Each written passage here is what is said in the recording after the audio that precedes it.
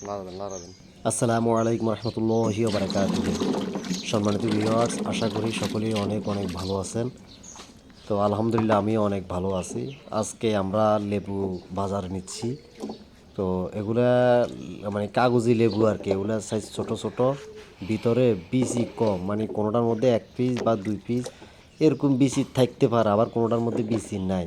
তবে যথেষ্ট রস আছে, এগুলা দেশি কাগজি বলি আমরা। তো এগুলা আপনার এই ঘেরানো কিন্তু অনেক ভালো।